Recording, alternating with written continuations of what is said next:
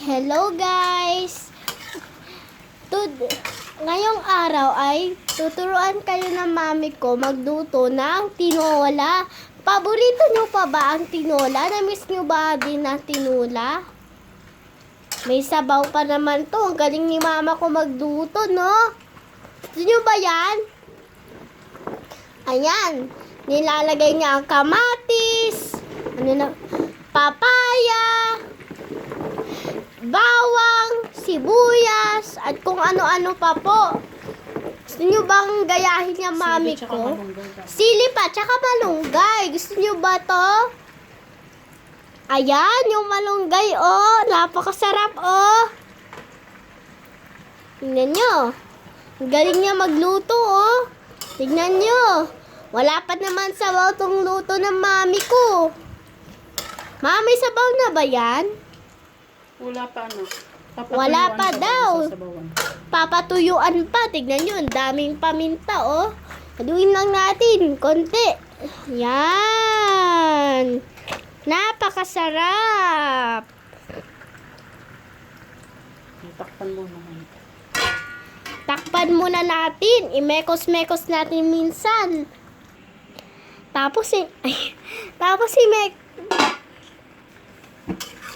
imekos-mekos natin minsan. O, diba? Napakasarap. Nilalagyan tayo ng paminta. Kaya nga, napakasarap. Tignan natin yung luto. Wow, tignan nyo guys, so napakasarap. Ang init pa nga dito eh. Oh, tignan nyo oh. May mga paminta. Tapos, hahaluin rin natin. Gamit ang kutsara. Sandok. At lalagyan natin ng ganyan. At tatakpan lang natin upang madurog. Upang maluto. Dudurugin lang yung parisukat doon. Anong parisukat? Yun o, yung nilagay mo doon. Nor cubes. Yung Nor cubes. Ayun guys, so yung Nor cube. Nakikita nyo ba? Tapos, tatakpan natin ulit. Kaya nga. Mamaya na. Ayan. So, imekos-mekos na natin ulit. Ayan. Lalagyan na ni Ma. Yan. Yan, pwede nang lagyan ng sabaw. Yan, pwede nang lagyan ng sabaw. Mukhang kwan. Pakita mo na. Ayan, yung sabaw. Yung ilalagay ng sabaw.